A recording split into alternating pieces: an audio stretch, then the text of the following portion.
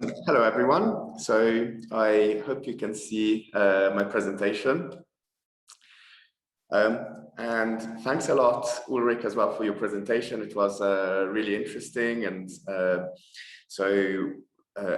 indeed, it probably needed a lot of data to generate it. So today, what I'm going to talk about is I'm going to introduce ourselves. So we are a startup company, and everyone in the company contributed to the development of the software. We're based in Zug, is a little town close to Zurich in Switzerland. And I'm going to talk first about raw data and what the value of raw data is. There's very little compression technology that is optimized for raw data, and our particularity is that we make compression for raw data. Then I'm going to talk about the limits of non-raw data in images, and then very briefly about the cost of storage, because sometimes how much we think we're going to pay for storage in the beginning doesn't match the bill that we get at the end. And finally, I'm going to pull all this together to show what our software does and how it can be used. So first of all, raw data is what comes off the sensor and off the camera. And sometimes within the sensor or within the camera, there is some pre-processing that corrects for some of the defects. But that pre-processing is usually very generic and often improves the quality of the data rather than making it worse. On the other hand, most of the post-processing of the data is not very generic. For example, on this image, we see how from raw data images generated for the human eye, there's a lot of processing which is not reversible. And which means that if you then want to use this data for another application, it will probably not be suitable.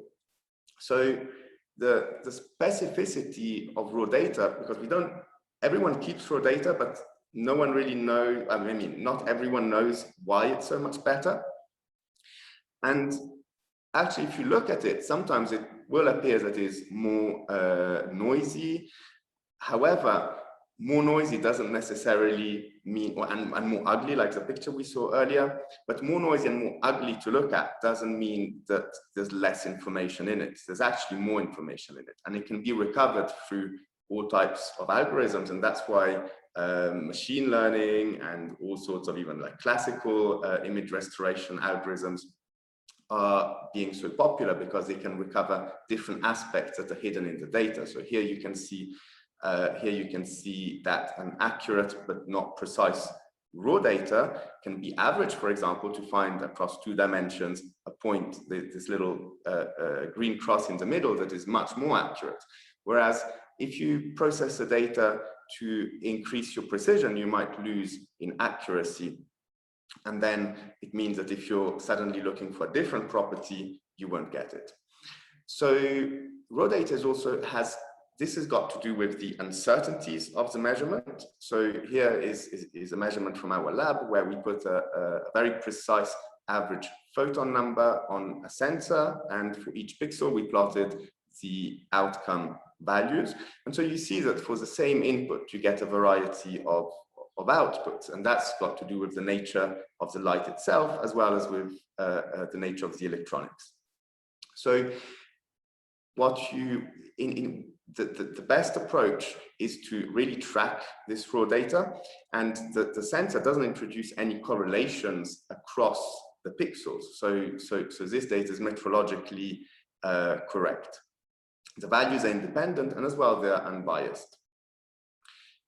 And this means that if you're making a certain measurement, and you're not just looking at the value of a single pixel, but you're making a measurement such as a fit of a gradient that is illustrated here, what you see is that if you really know the metrological properties of your data, you can suddenly put error bars on your data points. And this improves the value of your fit. So you can see that the dotted purple line uses uncertainties and gets a very accurate estimate, and also gets error bars, whereas your fit that doesn't use your uncertainty values gets a fitted value which is a lot further from ground truth, and also we don't know how far it is from that ground truth. In fact, if we take a value here with error bars that are 1/4 of error bars, for example, for this point, that means that is as if we had, if we take the error bars into account, is as if we had 16 data points around here. So the results are more accurate. So, and as well, when you do different types of analysis on your data, you can optimize the analysis to your purpose. If you're going to do some labeling of cells by humans, you're going to develop the image in a different way than if you want to then do your classification with machine learning, or if you want to do segmentation. And to give an example, some operations are mutually exclusive. So if you want to denoise your image, what you do is that you get a more accurate amplitude, but you get a worse position accuracy of your particle. Whereas if you want to do a deconvolution, you might get the opposite. So your amplitude will get less accurate, but your position will become more accurate.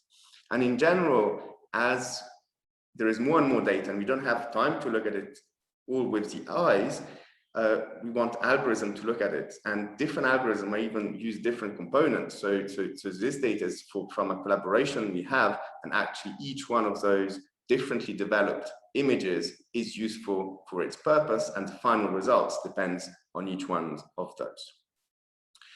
So also wanted to give some examples of limits of non-raw data. Sometimes they are subtle because we tend to look at just the value of an individual pixel, but most of the limits come from the fact that when you're processing data, you often have more than one pixel. So you might process 100 of them together, and that's where the limit becomes. So if you take original data, what you're plotting here is you're plotting something very simple. So the probability of having a specific difference in pixel values on adjacent pixels. So on the original image, we get this distribution.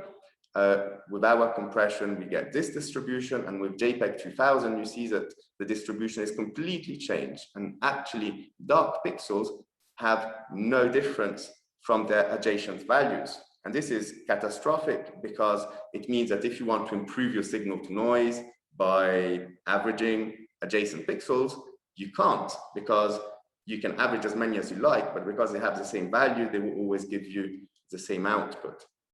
And so to test this, to bring it even a little bit further, what we can see is that if we take now different frames, it's a very simple operation to improve your signal to noise. You can take maybe 10 or 100 frames, one after the other, of the same subject, and then just average them. And this you can only do with raw data, or with metrologically accurate data. Because so what we compare here is the average of the raw with respect to the average of compressed images. And what you see is that with JPEG, an example, but this is true for all the other algorithms we have seen, you have two effects. First of all is your average changes. So you have little subtle biases. So if your compression algorithm adds some error that is very small but systematic, when you average it, it will just add up. So instead of getting a better signal to noise by averaging, you get a worse signal to noise.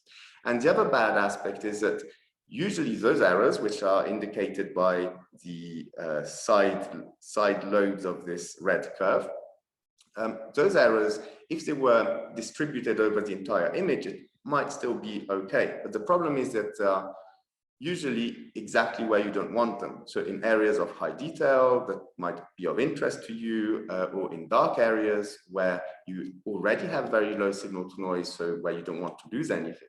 And our algorithm, so we designed it so that it doesn't suffer from those problems. So here on the video, we're averaging subsequent frames. And what you can see is that with standard typical compression algorithm, that problem gets worse and worse. So over 100 frames, at the end, your image has a lot of defects. And on the left-hand side, what you see is the performance of our algorithm, which is just as good as the raw data. That's why it looks like it's not just a background, it's really a white, there's no issues there. So another problem is that you might get different results from your analysis. So here, Enrico and colleagues from API in Geneva, they tested, and what they wanted is to measure the number of particles in this mouse brain, number of cells, and what they wanted to test is first, could they compress the data with our compressor, and could they set the camera to acquire still raw data, but in 8 bits rather than 16 bits. And what they saw is that, well, first of all, because they had traceable data through our software, they could propagate the uncertainties of the measurement so that they could trace the initial uncertainty of the instrument to the uncertainty of the final result. So these are these error bars. And also they saw that with our algorithm, they still got values, or in terms of the number and size and volume of particles that were consistent with the initial measurement. Whereas if they set the camera to 8 bits, they had up to 20% discrepancy with respect to the real value. So having the uncertainties allows you to know whether you're within tolerance or not. And also this was a very good test for our algorithm to show that it is, even after very complex analysis, it is still within tolerance. So finally, there are even some more subtle effects. For example, if you stitch data together, you often have overlaps between the individual frames. And when you do the average of the pixel values, you have a kind of like blending function. What happens is that the average actually might increase your signal to noise if you do it on raw data, but it changes the relation between the variance and the mean, because for the standard deviation and the mean, because the standard deviation goes as a square root and your signal is linear, so you get some differences. And then if you do some machine learning analysis, the texture depends on those values. And so what you see is that you would see this kind of grid that is given by simply that operation that one could think is very safe, but actually it is not. And if you're going to then identify some particles, you would get different values in the center of your frames with respect to the edges. So now I'm going to give to talk about the cost of storage. So often, as consumers, when we think of storage, we think about like such a hard drive, which could have like maybe 10 or probably even 20 terabytes by now and be fairly affordable. But often these are not really usable in a kind of more enterprise or professional setting. One reason is because of their reliability. If you have a lot of them, they will break, but also because of other things such as the amount of hard drives that you can connect to a server, their power consumption, and as well just the speed. So if it takes forever to load data on it or get it off it, if it fails, you don't have time to restore your backups before another one fails. So usually one uses professional disks, which are more expensive, and as well the typical strategy is to have 2 disks on site for redundancy, and also to have an off-site system. And also we were used from the 50s actually, that computer technology got less and less expensive. And you had, so this is a logarithmic scale, so you had an exponential decrease in cost of storage and RAM for many, many years. And then suddenly in 2011, I don't know what happened exactly, but what probably happened is that on the consumer side, there's no need for bigger storage anymore. So there's no consumer funding for generating bigger drives. So there are some technical ideas, but they're just too expensive to implement.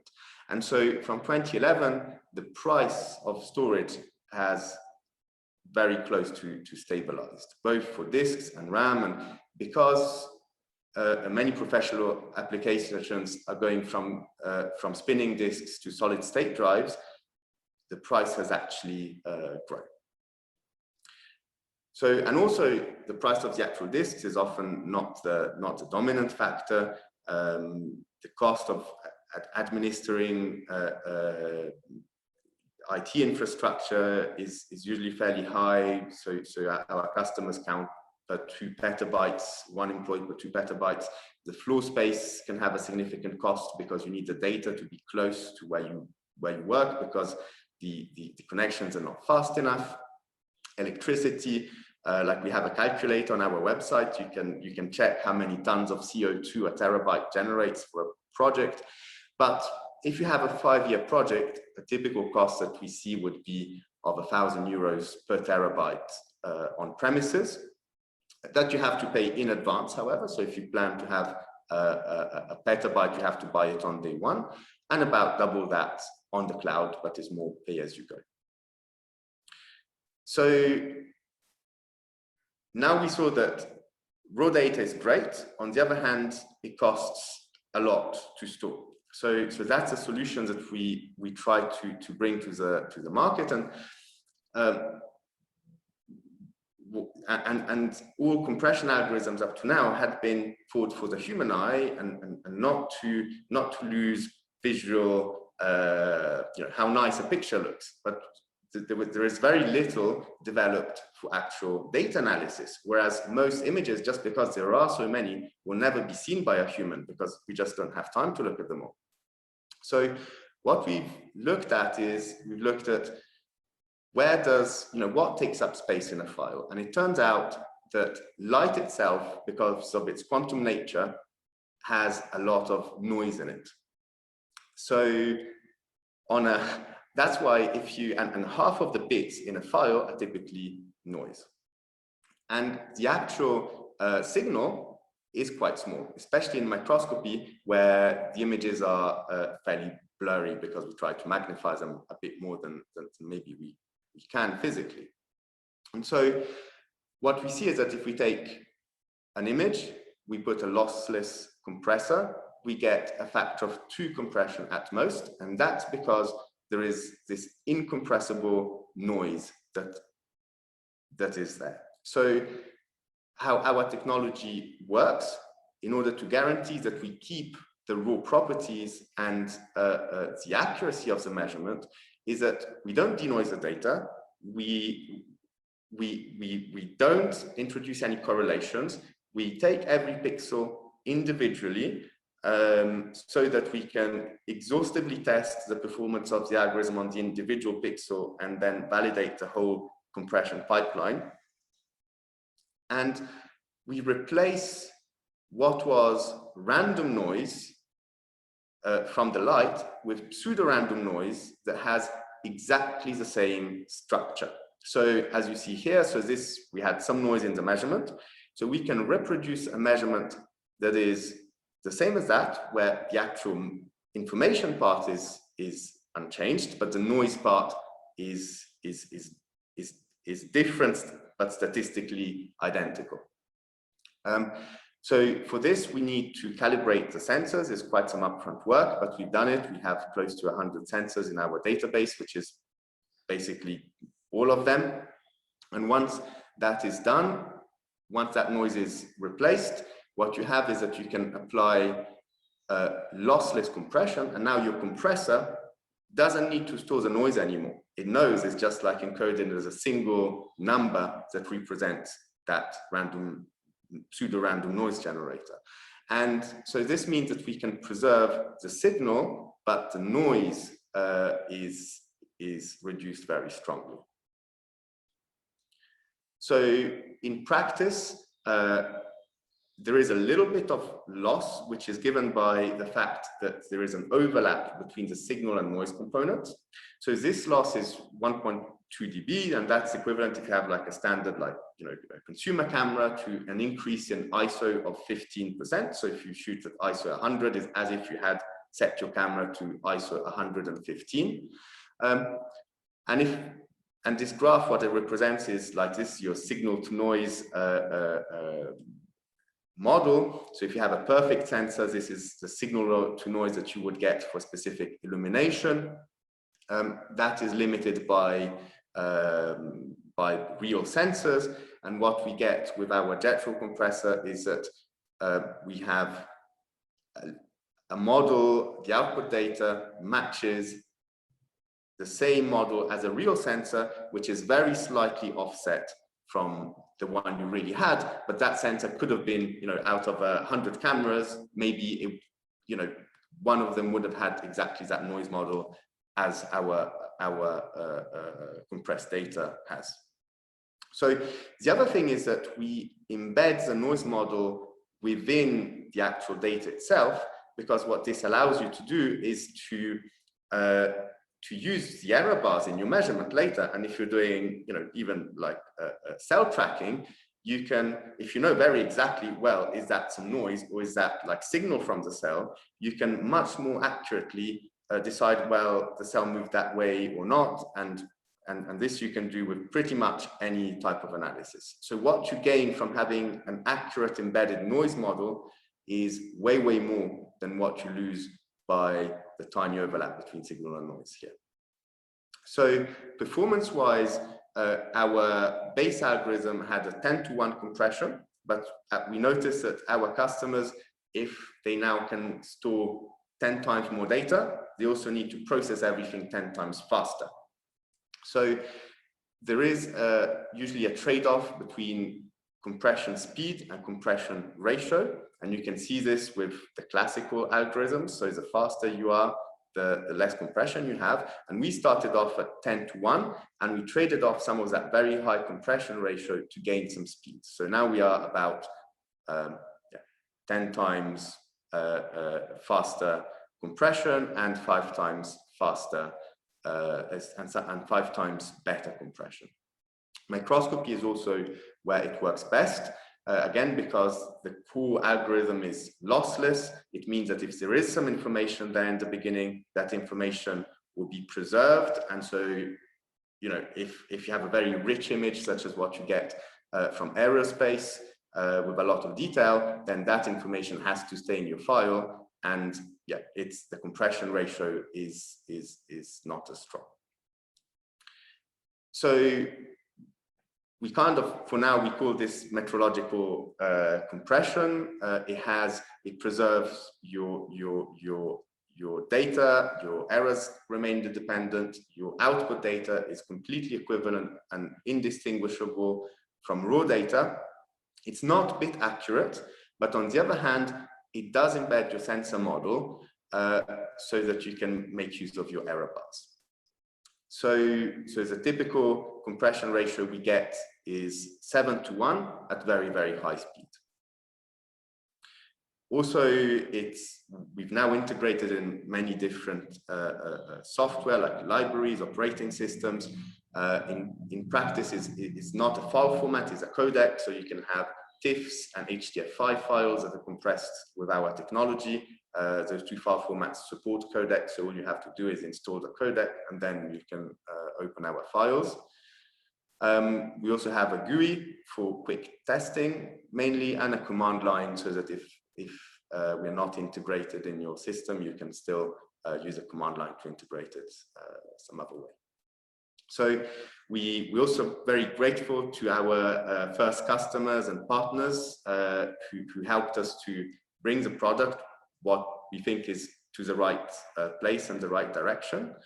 And yes, so thanks for your attention. And the conclusion for me is that raw data is worth preserving.